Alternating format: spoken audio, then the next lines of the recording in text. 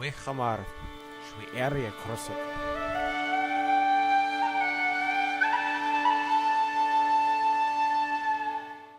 Artenia Shunla, everybody, and welcome to the latest episode of Walk the Crossroads. This will be the last one we record and produce within the United States, for after this, the next episode will be done on the 15th of September in the United Kingdom. So, for everybody who's interested, keep an eye on the patrick.oc.altier-rpg.com website and check out for new stuff that's going to be coming out soon. Major announcements. Anyway, let's talk about tonight's subject, which is going to be the three final major religions known within the Avalon Cluster. These include the Jaded Path, the Thousandfold, and the Houses or the Faith's Excommunicate. The last two being a specific group known as the Spider Cults and the Infernal Houses. So, without further ado, tonight we're going to begin with the Jaded Path. Seek an end to despair by cutting through the delusion of suffering. The Jaded Path is so named upon it is a framework of counter-nihilism. It has been accused of being narcissistic in its declaration of achievement of grand self-awareness, but in many cases it is a religion of peace and prosperity. It was founded by Asha the Mar-Otu of the Vish Empire on the planet of Narak II. She studied with someone known as Aranjan Oba, who was a member of a very powerful house at the time, the House of Indra. Over time, she came to create her various different belief systems, which established eventually into what we come to know as the Jaded Path. Now, the quick thing to note here is that the Jaded Path is a bit different than other faiths in that it is effectively founded after someone spent time discussing and deliberating over the established families. And this includes, not families, but religions. This includes the Creed, Duxianity, and other various beliefs that were existent at the time. To note, Duxianity wasn't exactly a religion. It was, however, one of the main cults that were slowly appearing out of the transtheistic religions. So let's talk a bit about the beliefs and practices. The Mariota basically creates something known as the two main things everybody needs to know is the three declarations, which is the truth of Obi Nikarupu, despair, is that it permeates everything that is temporal in the world and you cannot remove it. Through clinging to Obi Nikarupu, one cycles through life after life of experiences and the grand wheel of the universe. By following the golden precepts and seeking life of balance and self-awareness, one can be freed of the wheel and attain peace under the stars. Those are the three declarations. We could discuss them more at length, but we're just going to kind of make a mention here. That the idea is that you're supposed to accept that there is despair, that you are entangled in despair, and thus you are weighed down and lashed to the wheel of the universe. By achieving awareness, one can eventually become aware, or a specific word which is known as, which there isn't. So quickly to note here, the actual word for the actual name of the religion itself is Uzi Nanda Ngawi. He actually means in the local language the path of the lacking. The members of the religion are often called Jades or Jaded or Jades. Their general formal term is Marists. Their religion is also called Marism. They're mostly found in the Rook, Sentinel, and Northern Reaches. Their place of worship is a Herod, and they have two major sects, which we'll be covering in just a little bit. We're going to talk a little bit about the Golden Precepts. The Golden Precepts, there's a total of 9 Golden Precepts. There is not exactly a lot of time to go over every single one, but they are broken down into 3 general, what you could call focuses or concepts. There's perception, which covers basically truthful motive, truthful prospect, and truthful desire. Basically, one must be truthful to become balanced. One must also, when the future occurs, supposed to be thinking of hard, remaining free of worrying or seeking out. So, truthful prospect means you need to not worry or seeking out problems when unnecessary. Truthful desire means, effectively, you should be careful about what you desire. You shouldn't go overboard about things. Experience, which is truthful words, which is to lie and to spread falsities, is not a good thing. Truthful action, when acting out, one must be careful in rightness in your mind. Truthful profession, choose things that must be honest in nature. Don't steal, do not cause harms, and don't be selfish in the work that you conduct. Focus is the finer of the 3 major aspects of the Golden Precepts. You have truthful exercise, which is basically do not act without truthful intent or view. You must make the right effort. Truthful diligence must be aware of things around them and be diligent in how they think. One not can be swayed by wrongful thoughts or wrongful desires. Basically, be aware of what can cause despair and try to battle against it. Just much like, truthful prospect. Don't go worrying. Be aware of what can cause worrying and be aware of what you need to do to counteract that feeling. Truthful application. One must not only exercise truthfully, they must apply all action with truthfulness with the right effort. Through all of this, the grand combination will occur that leads to the loss of despair and blah blah blah. Truthful application is a lot like truthful effort, is that you must only have a right agenda, you must apply yourself. You must apply this to all things you do. So that is the basic gist of the Golden Precepts. The holy writings of the Jaded Path, much like others, was created by the Mari Ota herself and a collection of followers who are sort of like these various informal, powerful individuals. They are known as the Amune Onye. Just a note here for those of you who are very interested, the language we're using for this is Igbo, because we wanted to be a little bit more interesting and not go completely Indo-European with everything. So a lot of the strange words you're hearing is me mispronouncing Igbo. Sorry, people who speak Igbo. I'm not the best. So the holy text of this religion is the Anno Chaplet, or the Four Beads. It is a sort of, it's a bit different than other things in that it's an enlightened text, but it's also written as sort of a discussion by various individuals. The first is the Manifold Thought, which was written by Mensha the Heir, who is considered the second most important individual in the religion outside of Asha the Otamari, or the Mari Ota. Mensha wrote two main aspects, which is seek peace when you can, for life is never easy. The path of the lacking is to understand when to rest and when to take action. The Manifold Thought mostly discusses aspects of how to balance oneself, look at how the Mari Ota lived, and also how one can gain interesting. A wise man once said, walk one step is to move forward 1,000 paces. Much work to be done by Mensha focuses mostly on the understanding horizons and coming to grips with the harshness of life. Push forward, writes Mensha, push forward until all despair around you is gone. The next revelation, or next of the Four Beads, is the Ringing Revelations, which was a woman.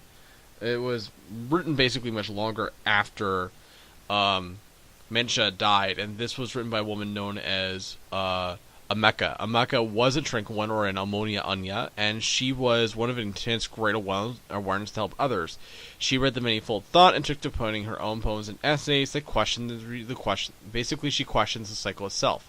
She states, to be a follower of the Mari Ota is to see that our lives are cycles that spin around the stars themselves. We live, we die, and we simply experience. To be Marist is to walk the path that defines one, as she tries to get everybody to understand, and to held in despair and wanton unnecessary needs. To be Marist is to understand that negative in this world is an illusion, and to sound the bell and lift it away. This is where the symbolism of bell starts becoming more and more important to the religion. The next major writing is the Lines of the Wheel. This is written by Anansi. It is one of the more liberal writings and help influence the more liberal schools of the very thing. The wheel spins and lashes us to its spokes with an incessant need to spin. We are bound to it whether we wish to or not.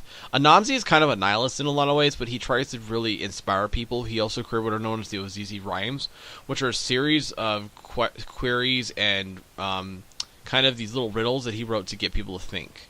Fly free along the wind of satisfaction, and steady oneself in the face of adversity.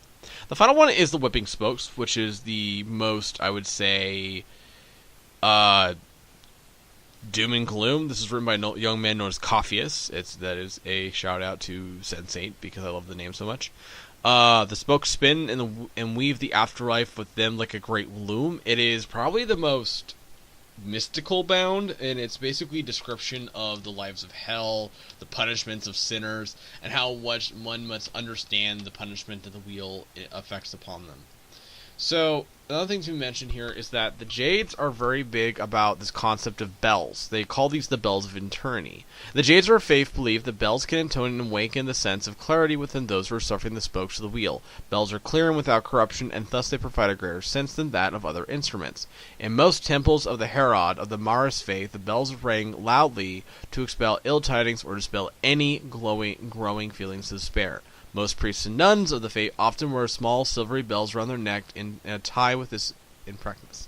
To quickly note, and we're going to now talk about the structure of the Jaded Path, and I understand we're kind of moving a little bit quickly here. The Jaded Path, unlike a lot of religions, is strictly female-led. It is, there are some that kind of do that, but they're very big about women are nuns.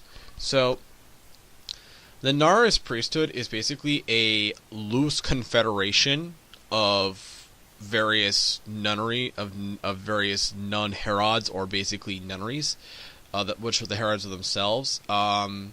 They're always easily identified by a bell-shaped scar branded upon their forehead, and the mark is intoned when a nun is practiced for a second year of apprenticeship. Okay? The tradition is again, it's a loose confederacy, the largest of these being the gold ochre crowns and the gold crowns, which are the two largest of the known schools.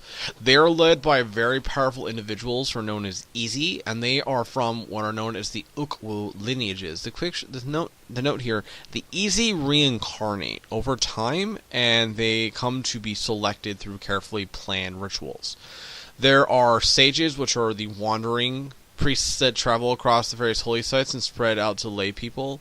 There are a few male priests. They're not very common, and they're not often encouraged. They are often encouraged to become religious scholars and leaders of their communities. Very important individuals are the Tranquil ones, also known as the Amone Onye, are considered some of the highest figures of the religion, are outside the Easy themselves. Many Amone Onye are simple folk or long-lived nuns who have risen above the suffering around them. To become Amone Onye, a person must not only ascend into tranquility, but then return to realize that sacrifice is the greatest thing to attain. They're a bit like saints. So let's talk a little bit. We're going to talk about the ochre crowns and the gold crowns, but we're also going to talk about the leaders of the various faiths, and we're going to talk about the Ukwu lineages. Before I do that, though, I'm going to make a quick thing here that is kind of a point of contention. In the Herodic monastery, a Herod chief, a priestess oversees the organization of a local cloister's nuns, all of whom have sworn their earthly things that must distract them from achieving tranquility. Basically, the Herods are nunneries, as I mentioned. They have an abbess, a chief abbess, who then oversees the local nuns. They perform local rites and rituals for their lay people, who in turn provide them with food and supplies to maintain the Herod themselves. Herods in general are nearly independent of each other and only answer to a localized religious figure known as the Easy. Most Easy are chosen by the gathering of priestesses. So let's talk a little bit about the Easy themselves, and we're going to talk about the Ukwu. Alright? The wheel weaves what it will, and we are caught in its spinning loom.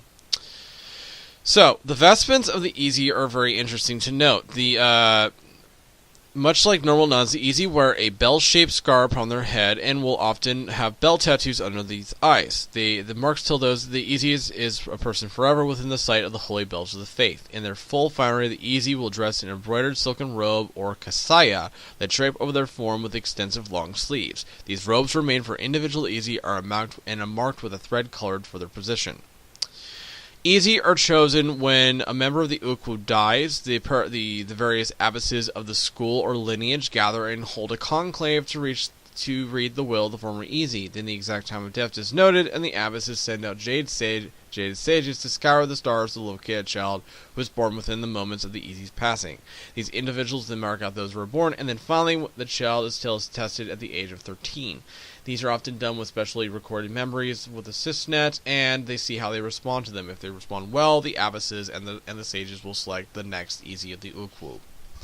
So, the note here, the leader of and there's some lore here, and this gets a little confusing. It's because there were many various Ukwu lineages at one time, but they have slowly come to no longer exist, such as the mysterious Diamond Easy, who led the Crystal Crown School, and that was wiped out during the Void War. The current leader is the Jade Easy. The Easy of the Jade is perhaps the oldest known lineage of the entire faith, and is said to be descended in the line of the Mara Oto herself. The Jade Easy is that for very reason lacks sect, and the only Ukwu to be attached to a Mara school. They'll exist in like a small collection of Herods, but those Herods do not hold any allegiance to any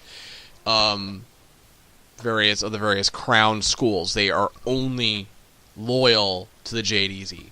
The Jade Easy is the leader of the entire faith. They are often marked by a jade necklace, an entire mask of space mine jade to cover their countenance, and that is also this is kind of their formal wear.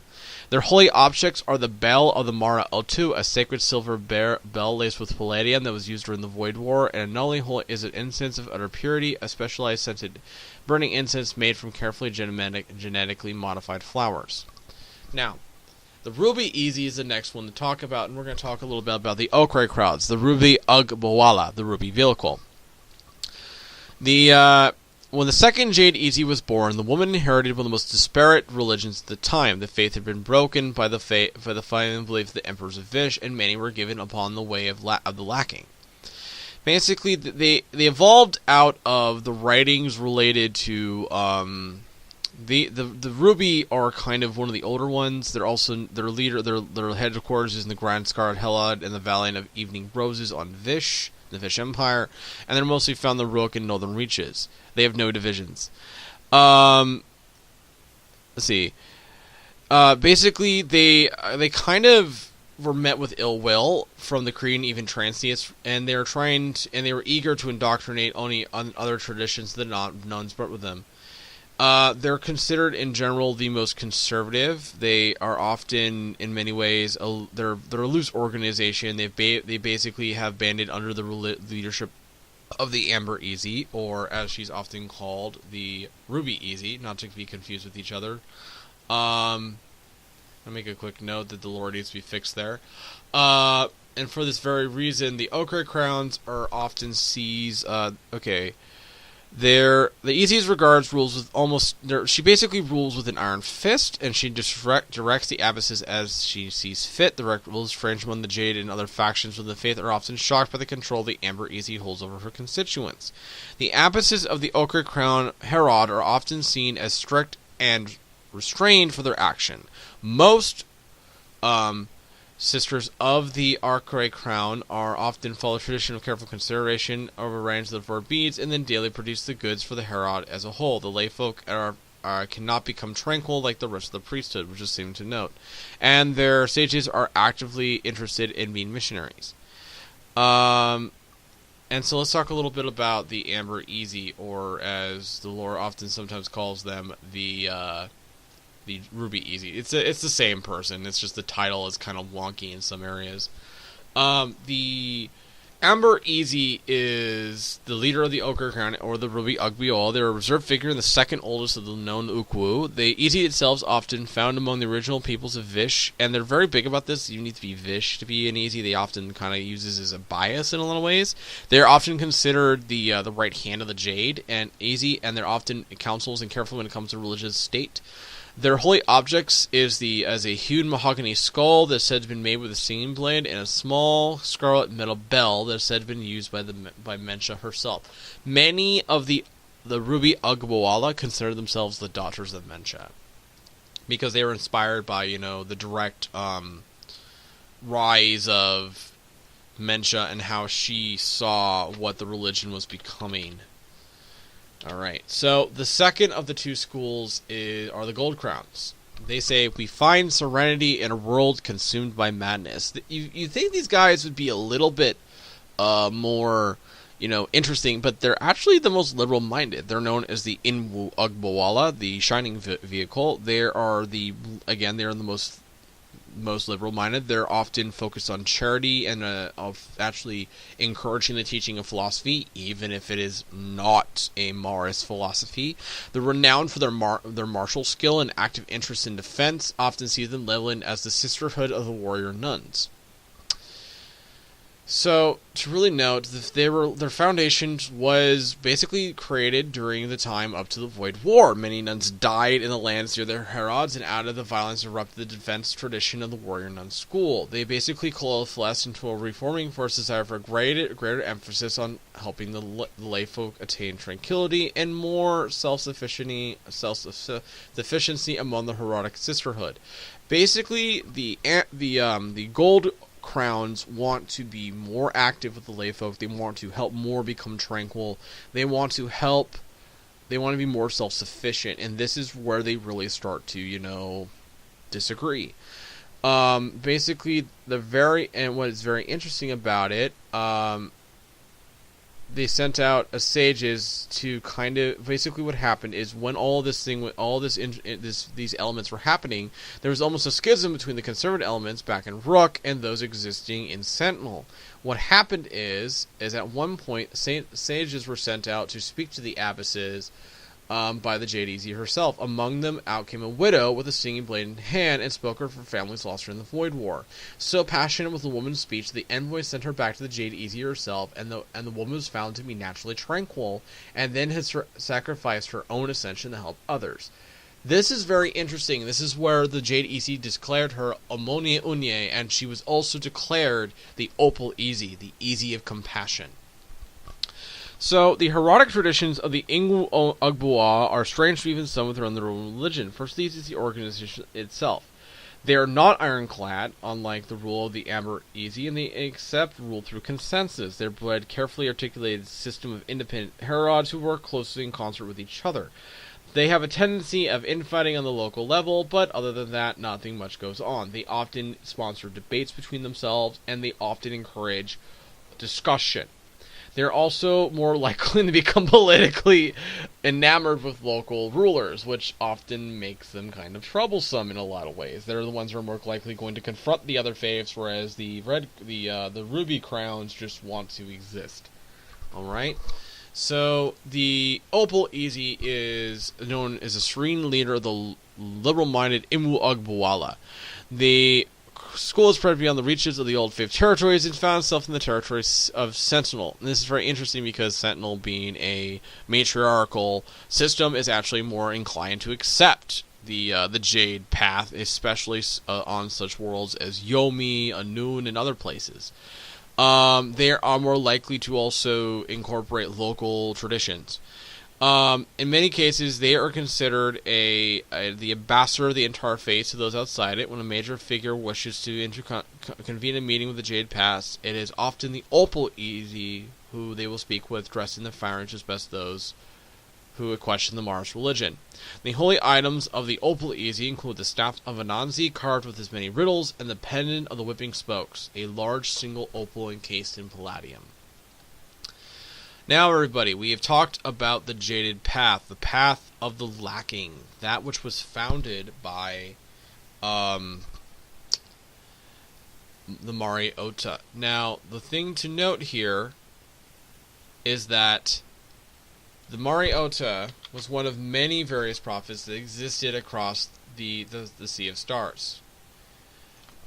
I'm kind of phrasing this is because as we move forward, we're now going to talk about the oldest known religion in the entirety of the Land of the Stars, that being the Thousandfold. Now, the name the Thousandfold is very interesting in that the Thousandfold, unlike other religions, does not actually have necessarily a centralized concept of rule. They have little confederations, and we're going to get into that in just a second after I correct a little bit of lore here, and I'm sorry for doing that little bit of interruption, so let's now move forward. The gods watch over you and give you peace in your days. They are called the Old Faith, the ancient religion, and the Elder Way, just to name a few. Their epic poems and gods are said to be thousands upon thousands of years old and are still worshipped in a similar way to that of the old home. The Thousandfold is strange, is that they are an animistic, polytheistic religion based upon what is known as orthopraxy. This means that the core tenets of faith are about completing the correct rites and offerings without error to appease the old gods. Many actually consider this religion to be the oldest in the fact that its various aspects are said to date back to the ancient world of Altair itself. Right? Ancient are the stories that build the legends of the Thousandfold and innumerable are its origins. The true story of where the basics of the faith come from stem back from the multi-ethnic and religious past once heralded in the old home. After the banishment through the World's Gate, many Pharaoh and their later descendant races sought answers for why their people were sent away from the old world of magic. This often resulted in various religions and other things arising. However, many wanted to keep to the old cults and the clans of their ancestors. And over time, these various peoples wanted to deal with those who were trying to convert them, as they were considered pagans and heathens, and they eventually came to coalesce around powerful leading shamans known as chosen speakers on the worlds of Erlik and Duzok. Eventually, these various states united, and the loose organization became known as the Thousandfold. This was a slowly spreading movement, and it was very interesting in that the actual various different local religions that came to unite under the Loose Confederation actually have a lot of similar beliefs. So let's talk about this, because the beliefs are very different from the various other religions we've talked about. So, there is no canonized tenet for this Thousandfold, nor is there a holy scripture. The ideals of orthopraxy are held in strong focus upon pleasing the heroic ancestors. That's what they often call the gods. To the elder folk or oak keepers, the world is ordered based upon the actions of gods direct from behind the scenes. Good fortune comes from when the gods or the ancestors favor you, vice versa. Bad action or luck comes from those who have earned the disfavor of the gods. So, the first major aspect of the religion is communing with the other world. The ways of the oath keepers are mystical and religious in nature. They are orthopraxic, if we've time to do this, and they often kind of refer to the other world as the stars, or that's also a term they often use for the gods. So you say this under the stars, that under the stars. If you guys are very curious, this is where that arc concept comes from. The other world is the stars. The land in the stars is the land that is without Altir, which is the stars. Very interesting, and it kind of goes into more and more. We're going to get into more of this even further. Another word for the collective existential connection by the followers and their gods is the commune. In the cosmology of the Thousandfold, the gods or heroic ancestors dwell within the other world, and through various rituals, one can commune. Communing is not unlike prayer, except it's not simply about giving wishes or thoughts to a higher power. When a member of the outer folk communes, they are conducting an ancient formaic act that in turn is expected to create a good result in their favor. So this is interesting. So this is the basic for what offerings and sacrifices and a few other things are. One of the stranger aspects of the Old Faith is the extensive series of rituals of the various members of the shamanic membership. These are known collectively as the Old Ways. The Old Ways often include such things as offerings, which can be bits of food or drink poured upon a holy item.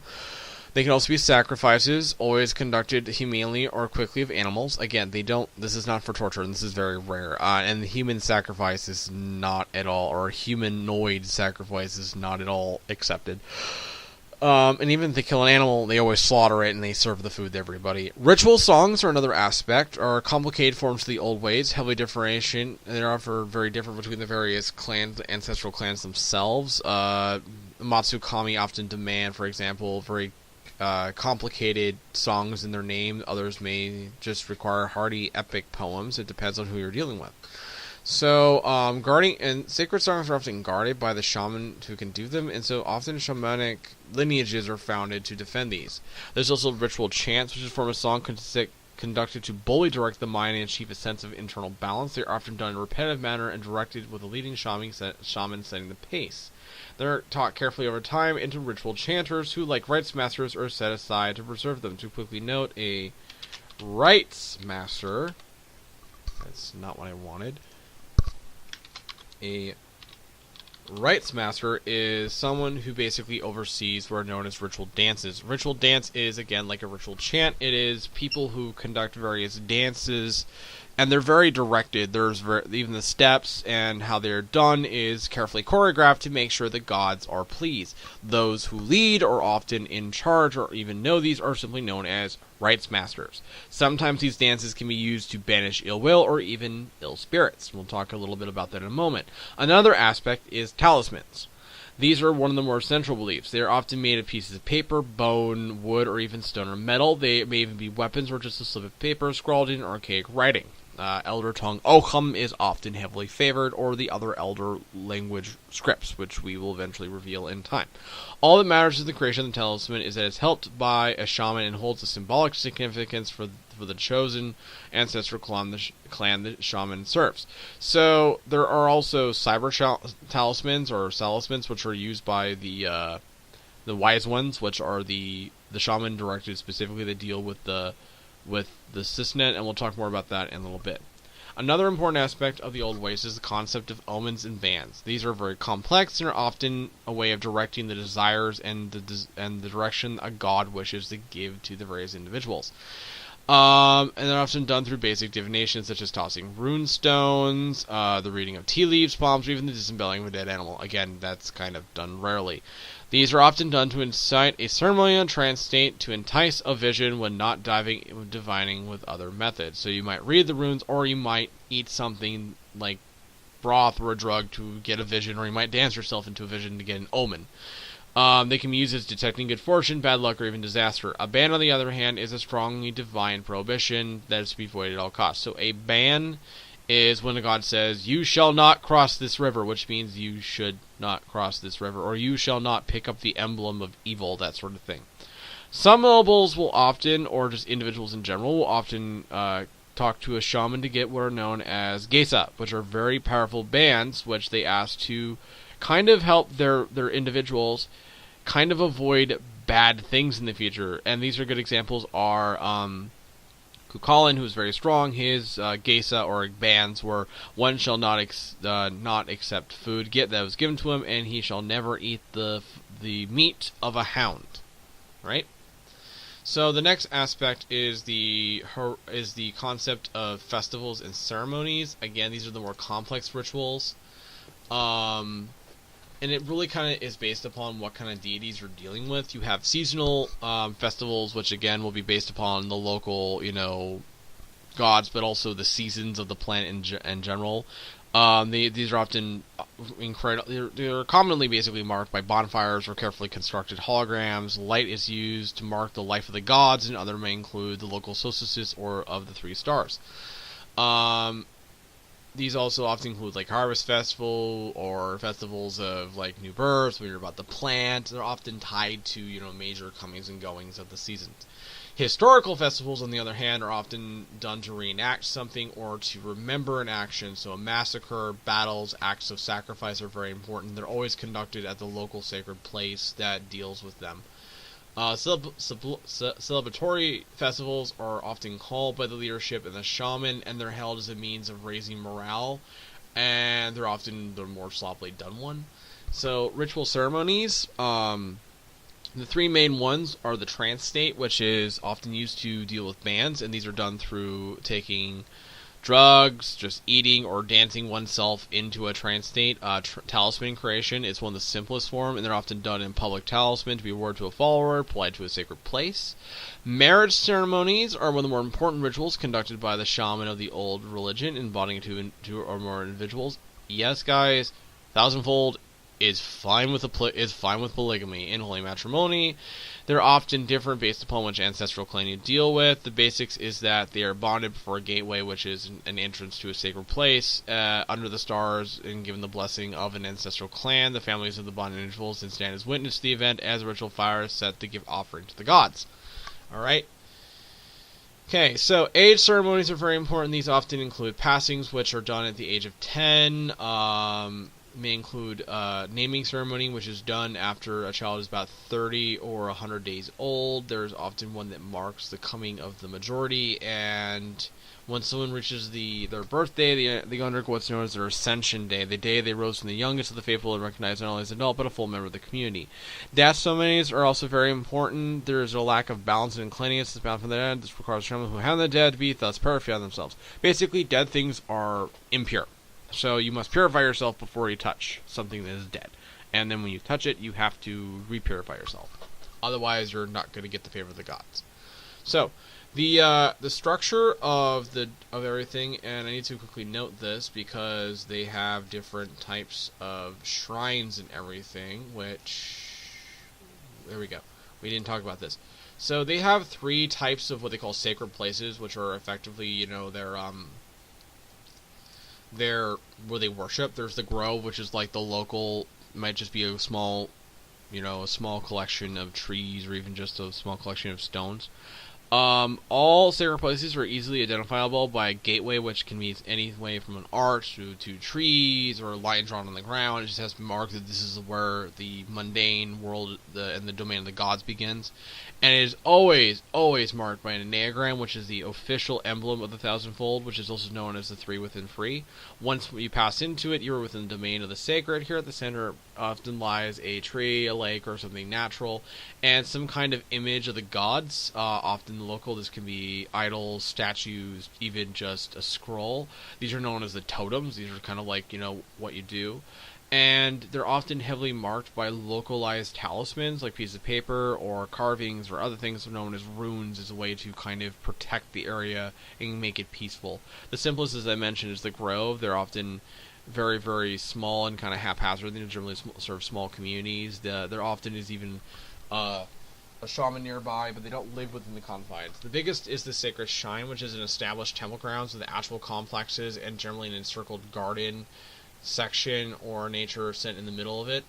Most sacred shrines have a feature a hut or a larger hut feature for the local shamans, or in place for locals to pray before the gods. The entire complex is often not only centered around a central courtyard, but will actually feature more, fantastic carvings of the gods.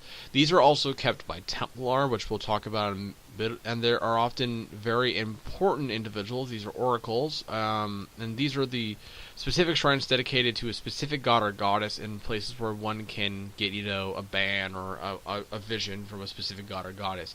The more complex sacred place is the God Sanctuary. God Sanctuary is a bit like the God's Wood in Game of Thrones. It's an area that has been, blocked off, walled off in a metropolitan or a space colony.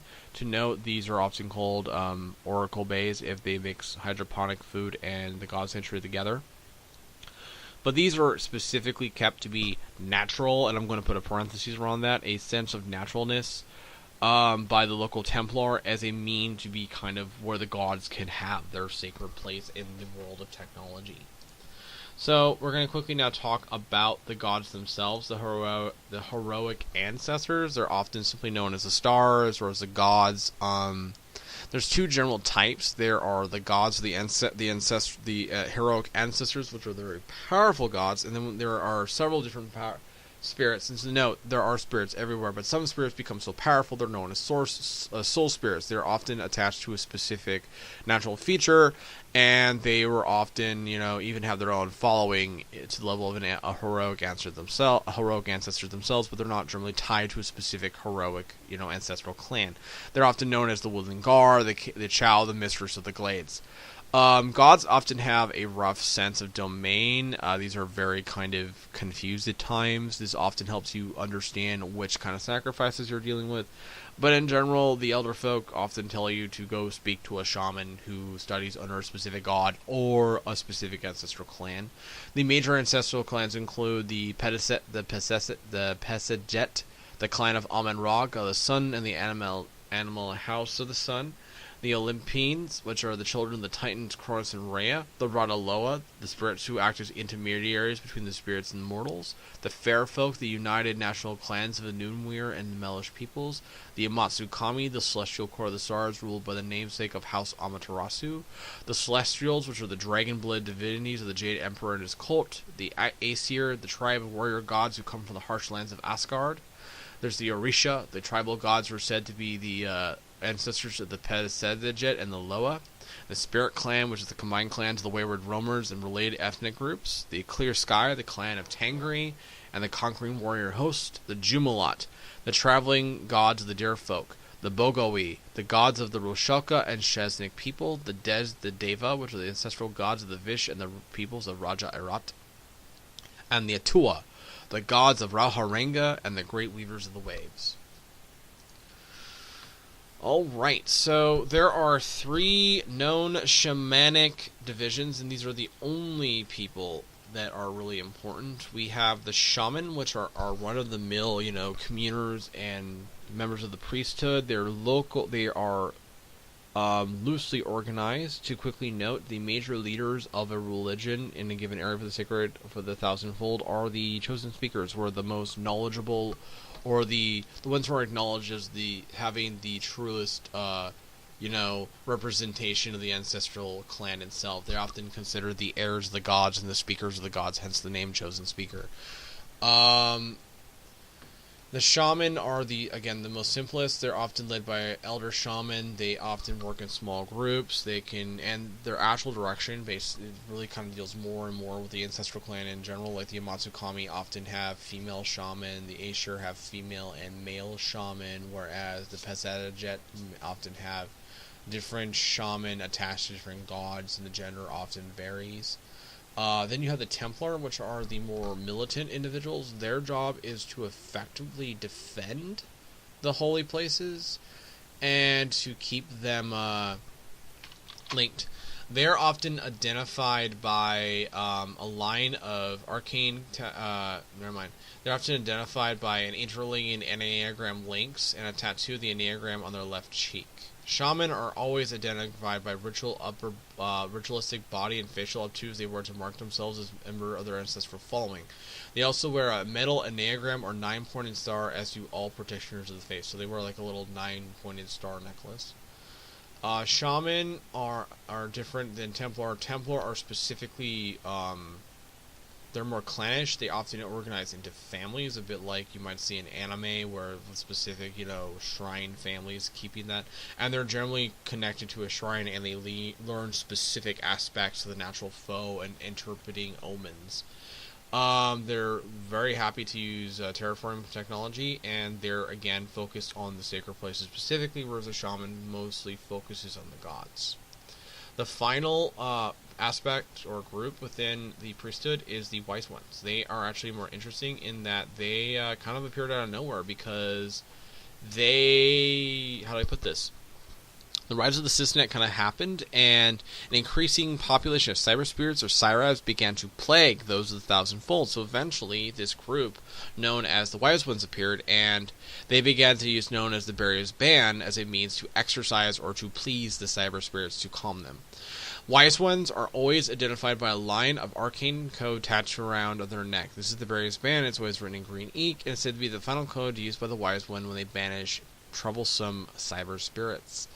They are often seen kind of strangely. They're the more organized. They're the slightly more organized of the two orders. They travel around in planned teams or individual. These extra sim squads are often assist with issues of hacking and dealing with loose Syrite activity. Many Wise Ones are members of the Maestros Guild, and they often work with Talos or Pariadol technology. This often has caused them to be considered enamored with members of the Soul Given, and they also have high levels of Arashi in their ranks. Right? So we just finished off the Thousandfold and the Jaded Path. We're going to quickly now talk about the final two.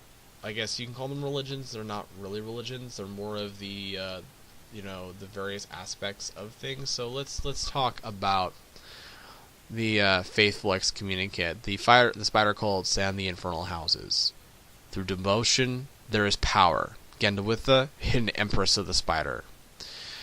When Gandalwitha first awakened, they were alone, and when the Quagara first awakened, they were a lone group of freaks in the Triad without any source of food. Over time, the various kindreds kind of went on their own way, had their little bitter feuds, and what became more important to the Spiderkin was the creation of what they call the Kaiserreich, or the Reich, the rule of the spider. To accomplish these plans, they formulated one of the grandest deceptions in the history of the Triad, the spider cults. The aptly named cults are not as straightforward nor as organized as some may perceive. They are a rough series of beliefs and tenets that act as more fraternal orders. So, again, this is not really...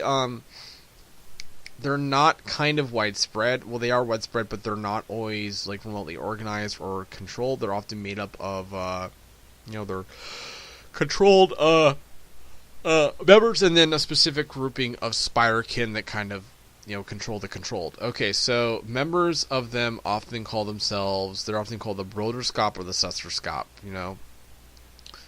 The history of the Broderskap has been tumultuous and splintered. Their existence has been far from organized and resulted in an organized manner. It's basically a long con that has been controlled in one form or another by various members of the spider kin.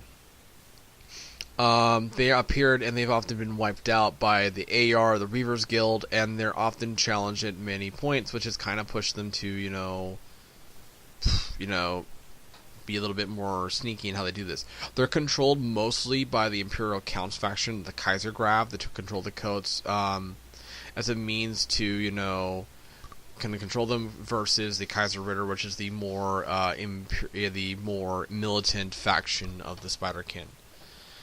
So let's talk about this. Their basic belief is what they call themselves. Followers of the Spider Kills among themselves call them the Geki's Broer or the Geki's Suster, or simply the Chosen Brother or Sister. And they often call themselves,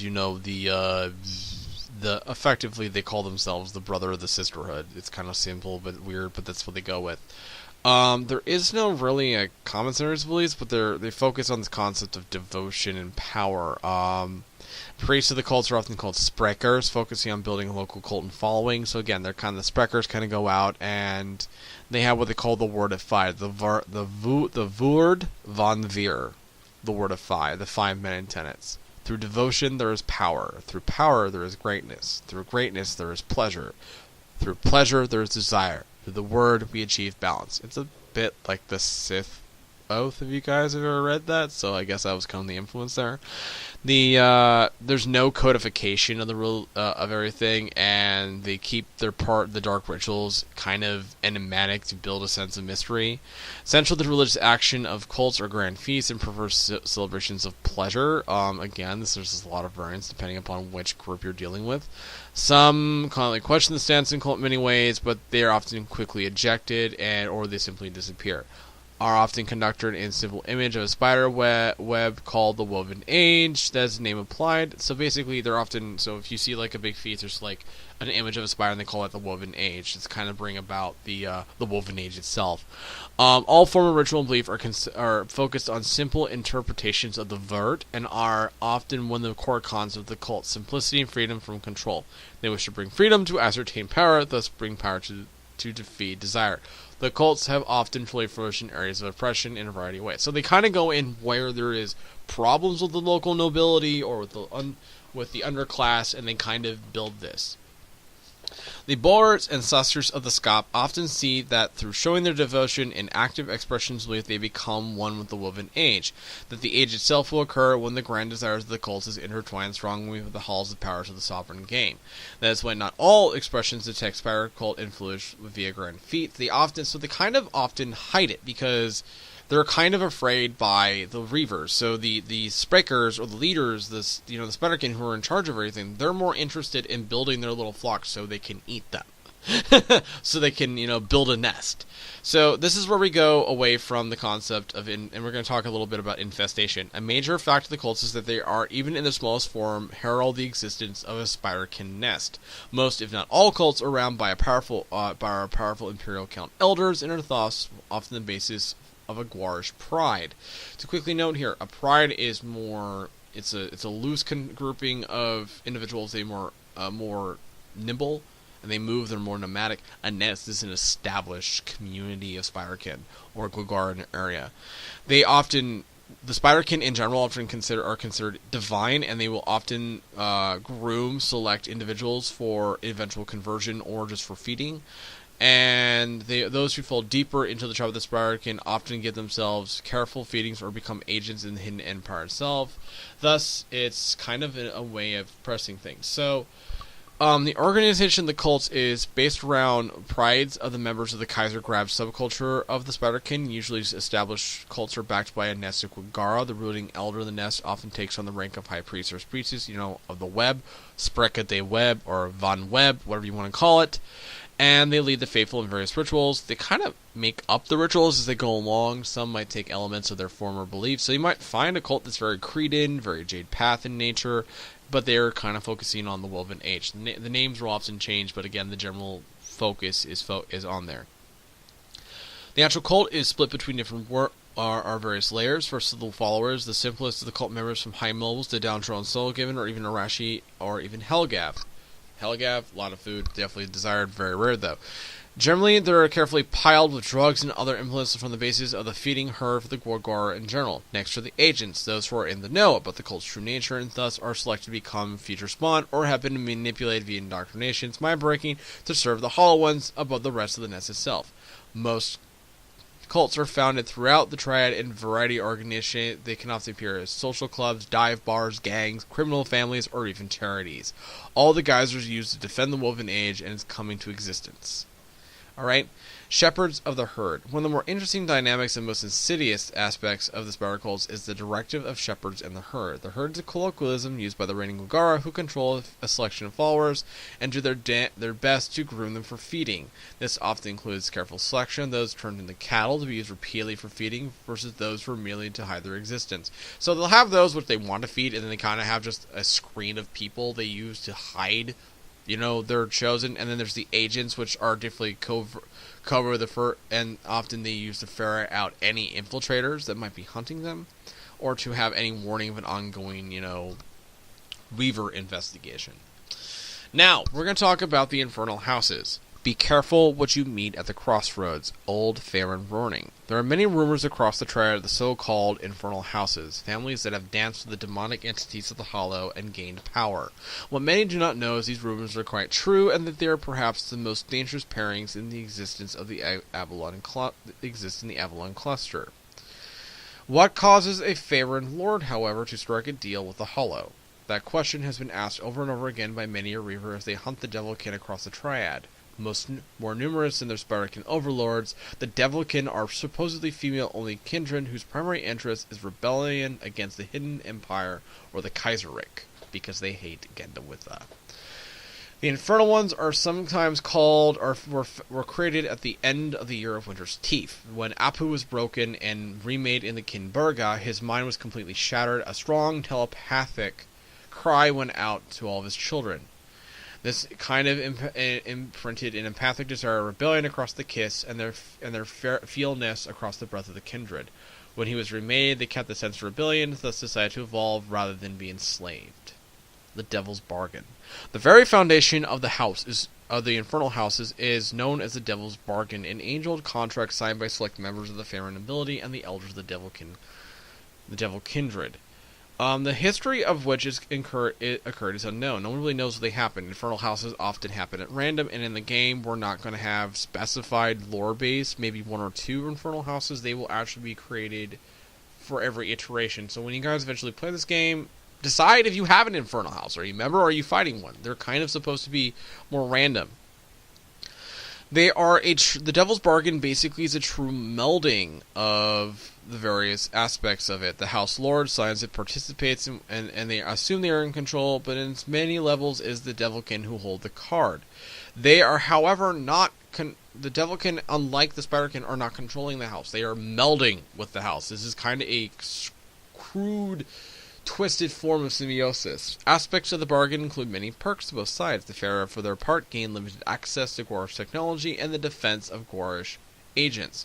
Having a cadre or a secret grouping of Branwigan or Galdaras at your beck and call can be quite useful to a Pharaoh.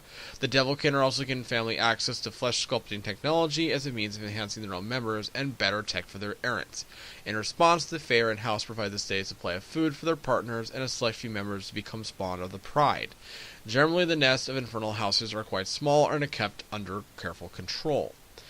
Some Pharaoh lords and ladies build a grand harems filled with their pets, and others strategically locate a network of their nests as it expands across the pairings of their holdings. They might and one thing they might do is, for example, you might have one house that has a set of brothels. These, like a little bit like Littlefinger, the brothels have a few Devilkin hidden inside of them, and they feed upon those who go inside, and then they carefully, wipe their minds so they never know what happened. The thing to note here is that the bigger the nest, the more likely the Reaver's Guild is going to get interested. The greatest reward given to those who take the Devil's Bargain are the Anathema. And the Anathema are 5 known artifact enhancements to a Chivalier to make one of them the Anathema. There's only 5 at any given point. They're controlled by the most powerful of the various Infernal Houses, and they are very dangerous. Alright? The The Chevalier can react in seconds faster than a normal Chevalier and has increased targeting ability. However, the most frightening ability is the ability to channel Psi abilities in limited bursts while in combat. So basically, imagine a Chevalier that can use magic. That's kind of frightening. Okay? A Crossroads of Symbiosis. Within the Infernal House are two major parts, the family and the nest. Both act as counters to the other as a dance of organization exists between the ruling Surazane and the House Lord. The Surazane in this capacity often hides as an important advisor and assistant to the House Lord in some form. The House Lord in turn acts as a determiner for resources and often provides places for the Devilkin to feed. This symbiosis then extends beyond those directly in power and includes the retainership or members of the direct bloodline. Retainers who are part of the symbiosis are carefully vetted and then are indoctrinated selectively. Members of the family are generally raised with the knowledge of the bond with the local nest somehow. This might be a direct education or simply having a sense that things are not what they seem. All adult members of the family are generally aware of the Infernal Agreement and are thus directly participating in the Devil's Bargain. Most family members who are directly actively part of the bargain are often paired with a Devilkin partner to either masquerade as a squire or as a concubine. This is done to provide protection for the Devilkin and for the blood member with a bodyguard with superior strength. Relationships between the Farron House and the Nest is often one of submission and domination. The leading elders often select the more pliant members of the Nest to be denoted to the service of the family, while the house offer up its own more expendable members as possible spawn. Thank you everybody for tonight's discussion. I know we've ran for nearly an hour. Next time we'll be delving into more aspects of history as we talk a little bit more about technology. Look for